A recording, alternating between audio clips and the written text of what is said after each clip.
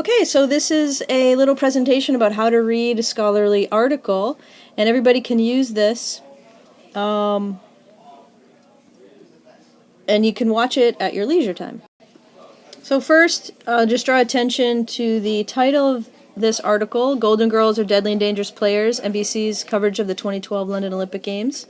This is something that you would normally see the journal name somewhere on here, and you notice you don't see that. That's because I sent it to a journal, but it hasn't been published yet, so that's why this is not here, but normally you would see that. So on the first page, usually you'd see the abstract, and I'm going to ask you here just to think about what are the two qualities of the abstract, like what is the purpose of the abstract. Usually it's 150 to 200 words, and you'll notice here some of the stuff in green are corrections I'm still making on my project because I plan to resubmit it for publication. So for your own exercise, I think write my research question. What would be my research question? I actually wrote this paper with an undergraduate student and with Jennifer Mead, who's a part-time faculty member here. What was our research question, do you think, when we started this study?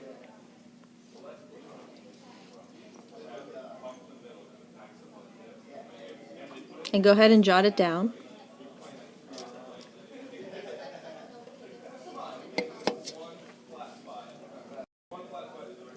I wanted to point out to you, what most, the research question we were asking is how were the female athletes in those four sports described by the NBC commentators? So in terms of the format of actual article itself, it's really similar to a lot of other articles that you might see. That is, the first whole few pages will be a literature review. In other words, what have other people done on this topic? What have other researchers found on this topic? So that's what you see here on this page. That's, oops, I didn't mean to make that. On this page, you'll see the same thing. And then I've got a couple sections about what have people found about new media coverage, like web-based coverage of the games. So, as an example here, you can see I'm trying to sort of make this come alive about what we looked at. This is the NBCOlympics.com site right now preparing for Sochi, but at the time I did the study, it was actually looking at the London Games. So, I can show you some of what we actually watched, if this works. What we did was, here we have some examples. It's not going to let me make that any bigger at the moment, but you can see the featured video down the right-hand bar here. And what NBC did was live stream the events straight from the London Games. And so what we ended up doing was we watched the events of those four sports: women's basketball, women's soccer, beach volleyball, and the marathon.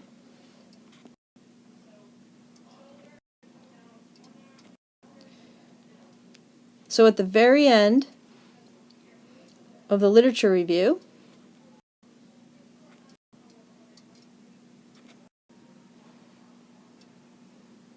I talk here about the research question. What were some of the qualities of the live streaming and televised coverage female athletes and teams received as part of NBC's unprecedented televised and live streaming of the 2012 London Games? So the next section is the methods, is what we actually did. It's like a cookbook of what we actually did and how we did it.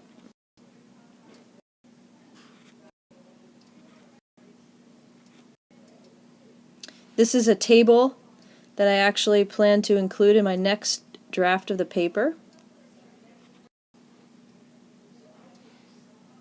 We get to the actual findings. We talk a little bit about the format, and we actually talked about the findings.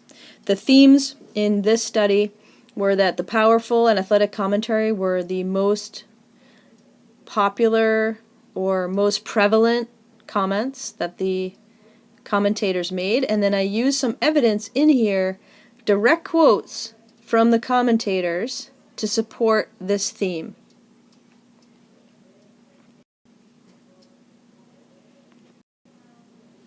Another theme was a comparisons to the U.S. men's teams. So basically, during the women's basketball games, there were some examples of how the commentators would actually talk about the men while watching the women.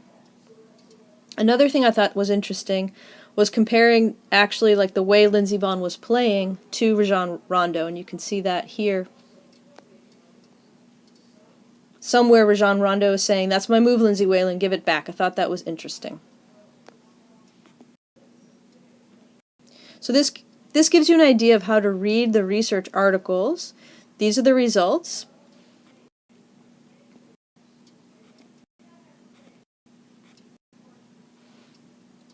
And then the part that I'd like you to focus on anytime you read a research article is the first 2 paragraphs of the discussion are super important. That's where the authors will usually summarize everything they've done and really hit on the key points they want you to remember from their study.